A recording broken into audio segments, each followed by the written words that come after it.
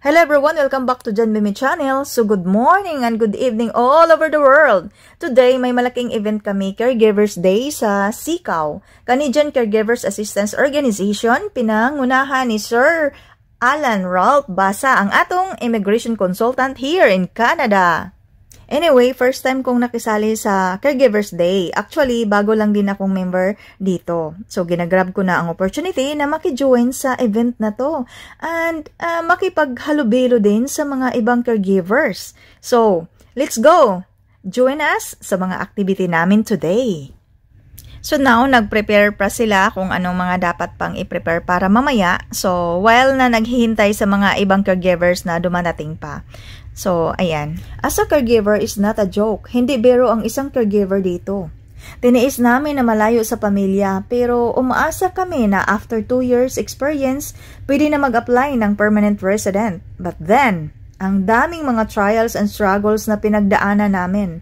Until now, hindi pa namin nakamit ang pangarap na makasama ang pamilya namin dito sa Canada. So, wala kaming choice kundi maghintay. So, yun na nga, trust the process na lang. God is good all the time. Kung hindi man ngayon ang tamang panahon na makamit ang mga pangarap na makasama ang pamilya, sooner or later, one of these days, ibigay din niya ang mga hinihiling natin. So, keep praying and stay strong. By the way, mga kapatid, napansin ninyo na green pa ang paligid. So, this event, ilang months nang nakalipas, ito ay last June 2024 ginanap. Ito talagang host ninyo, di ba? Masipag mag-upload kaya medyo na-delay. So, sa kabisi sa live, hindi na ako masyadong nakapag-update dito sa YouTube. But here we go again. Babalik na tayo.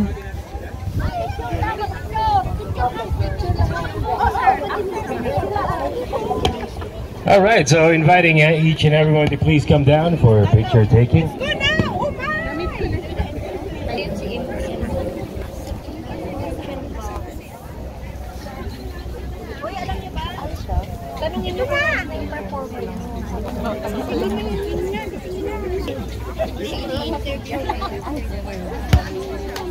And once again, come on guys, come on down, don't be shy.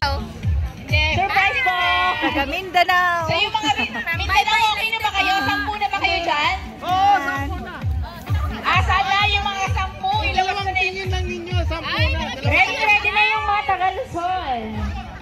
Tapos yung mga taga Also, for Fruits Revolution, headed by Madam Karina Mondigo.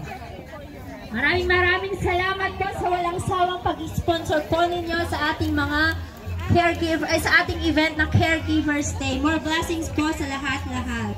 And now,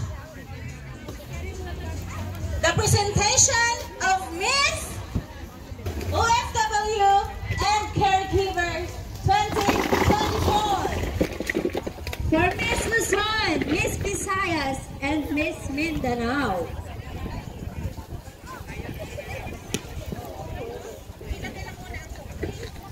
Thank you also for LS Education.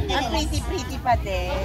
Acknowledging also to Integrated Filipino Canadian Nurses Association. Sir, thank you for coming.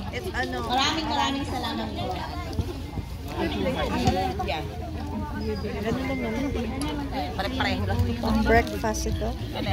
For our food sponsors, Mr. Alan Basa for Immigration Consultant, Powerhouse Gym Entertainment by Miss Peggy Chua, Rowena of Anatomy and Annalie Rica Plaza. Ano ng ticket? Wala nang ticket. Ay, Paris tayo tayo.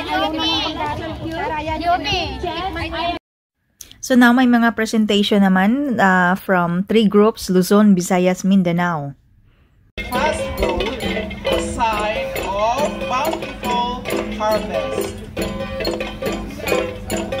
Hinintangan. The position signals the time to rest and relax. Once in a while, the Kintuman Palay are in their fruiting stage, showing signs of economic progress.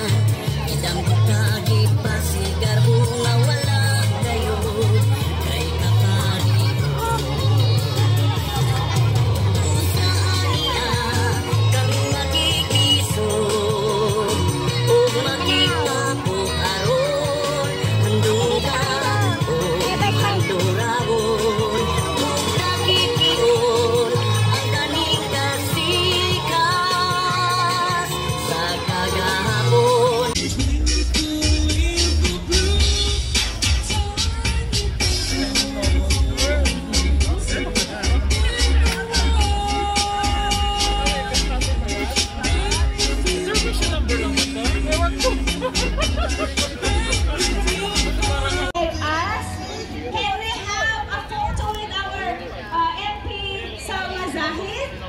Let's join! Everybody! Now, instead of presentation, meron ding candidates from Luzon, Visayas, Mindanao, pero ito hindi binabase sa beauty, kundi basihan ito kung sino ang may maraming contribution. Ang kita is i-donate doon sa mga charity na napili nila. Guys, at Mindanao, punta naman po kayo sa box na po na representative po at andun po na ibigay nyo na po yung mga gusto nyo po ibigay po. Ito din in all-wheel immigration services natin kay Sir Alan Ralph Z. Basa, our immigration consultant. So, kung gusto nyo mag-apply as international student, visitor's visa, family sponsorship, citizenship application, work permit, permanent resident application, skilled worker, express entry, and provincial nominee application, extension and restoration of status, and LAMIA or LMIA. So, ano pang hinihintay nyo? Apply na. Makikita din sa baba ang contact. Ang tagal ng processing ng aming PR. Ang tagal, nananabik na kami sa aming pamilya. Ilang taon na. Gumawa ako ng petition kay Minister Marco Mendicino. Siya na ang Immigration Minister that time. At yung aking petition ay upang gumawa ng paraan ng IRCC upang mas marisolba ang problema sa backlog at tagal na processing. 7 buwan na naman bago sumagot si Mendicino at sinabi niya, aming gawa ng paraan at solusyonan ang backlog. 7 buwan.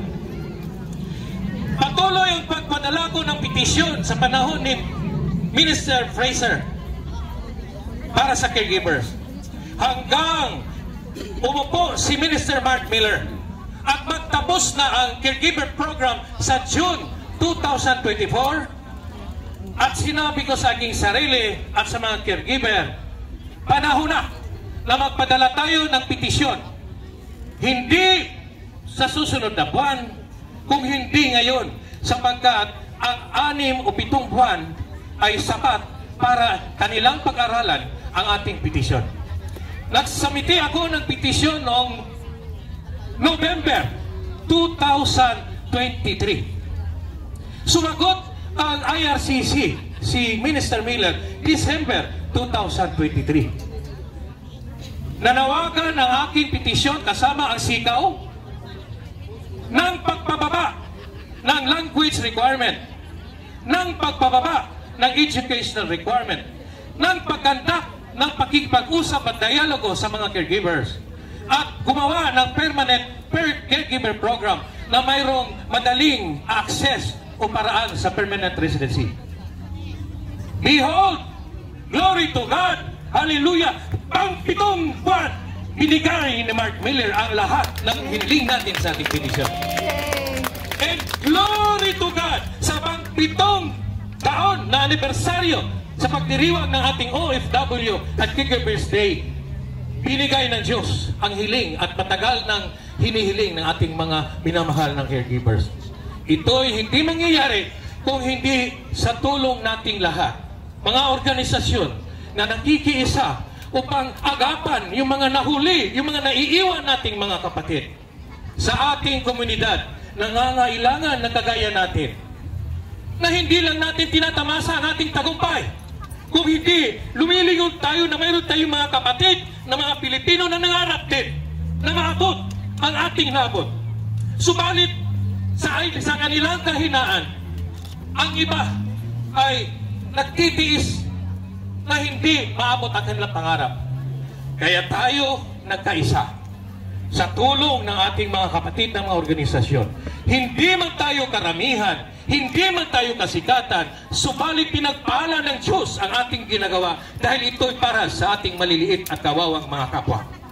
Mga kapatid, si Alan Basa, isang simpleng kapatid ninyo, na tumutulong sa mga nangangailangan. Nag-rescue tayo ng mga caregivers hindi na mabilang, sa mga inaabuso ng mga amo, abusong sexual, abusong pisikal, abusong psychological, pinupuntahan natin kung saan sila.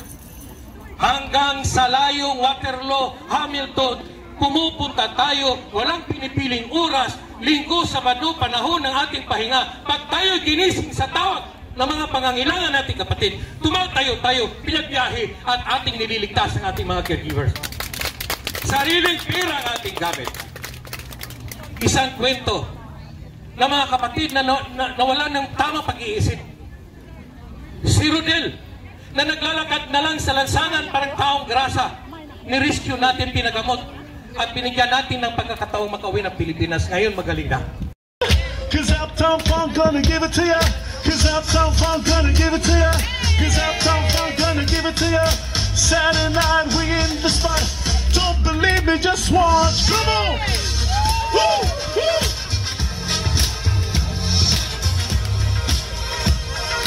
Don't believe me, just watch. Hey! Everybody, I want you to clap your hands. Don't believe me, just watch. Don't believe me, just watch. Don't believe me, just watch. Don't believe me, just watch. Hey, hey, oh! So that's all mga kapatid, maraming salamat sa inyong panonood at walang sawang pagsuporta dito sa channel ko. Thank you for watching. God bless you all. Bye-bye!